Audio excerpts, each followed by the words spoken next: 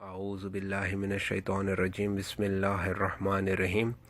آج اس ویڈیو میں آپ سے اسلامی حکومت کے دور اول جو اندلس میں مسلمانوں نے قائم کیا اس کے بارے میں بات کریں گے۔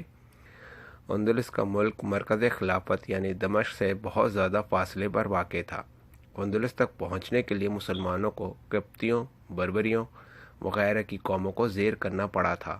مہینوں میں دربار خلافت کا کوئی حکم اندلس پہنچتا تھا اور اندلس کا کوئی پیغام دربار خلافت تک آتا تھا۔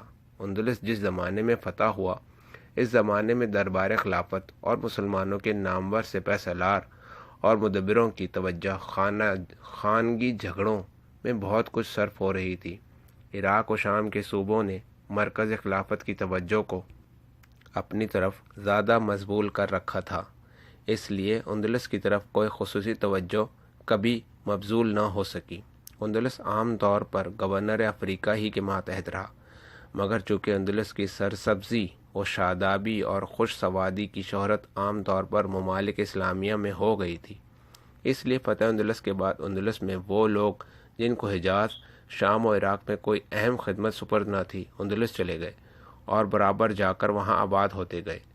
ان نووارد عربوں کو اندلس میں ایک فاتح قوم کی حیثیت سے عزت و تکریم کے ساتھ دیکھا جاتا تھا اور ان کو معزز عہدے بھی بآسانی مل جاتے تھے، اس لیے جو گیا وہیں کا ہو رہا۔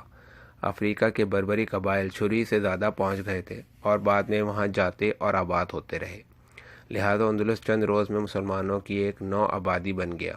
عیسائی لوگ جنہوں نے مسلمانوں کی اطاعت قبول کر لی تھی اس ملک کے باشندے تھے، جن میں یہودیوں کی بھی ایک بڑی تعداد شامل تھی۔ اس طرح اندلس کی آبادی میں مختلف عناصر شامل تھے۔ 50 سال کے عرصے میں 20 حاکم تبدیل ہوئے۔ حاکم کی اس جل تغیر و تبدل کا نتیجہ یہ ہوا کہ مسلمانان اندلس کے دلوں میں آزادی اور خودسری بھی قائم رہی اور شان حق کوئی برابر ترقی کرتی ہوئی نظر آئی۔ عیسائی آبادی کو کسی وقت بھی کوئی آزر نہیں پہنچا۔ ان کے لیے صرف اقرار اطاعت ہی ہر قسم کے مصائب سے نجات کا باعث ہو گیا اور ان کو اقتصادی اور علمی ترقیات کا خوب موقع ملتا رہا۔ اول مسلمانوں میں فتوحات کا جوش غالب رہا اور وہ ملک فرانس کے مرکز تک فاتحانہ پہنچ گئے۔ ابھی اسلامی حکومت کو قائم ہوئے کچھ دن ہی گزرے نہ تھے کہ خانہ جنگیوں کا سلسلہ شروع ہو گیا۔ ان خانہ جنگیوں نے مسلمانوں کی فتوحات کو روک دیا اور فرانس کے ان عیسائیوں کو جو مسلمانوں کی حملہ آوری کے خوف سے ترساں و لرزاں تھے، سوچنے سمجھنے اور اپنی حالت پر غور کرنے کا موقع مل گیا۔ اس 50 سالہ دور حکومت میں مختلف قبیلوں اور مختلف صلاحیتوں اور مختلف دل و دماغ کے لوگ اندلس کے امیر و فرما رواں ہوتے رہے، تاہم اندلس کی آبادی، سرسبزی اور علم و فنون میں بہت کچھ ترقیات ہوئیں۔ سب سے بڑھ کر مسلمانوں کا وجود اور ان کا اعلیٰ نمونہ ہی باشندگان اندلس کے لیے کافی تھا، مگر اس سے بھی بڑھ کر رعایا اندلس کو یہ فائدہ پہنچا کہ فاتحین نے مفتوحین کی عورتوں سے شادیاں کرنا شروع کر دیں۔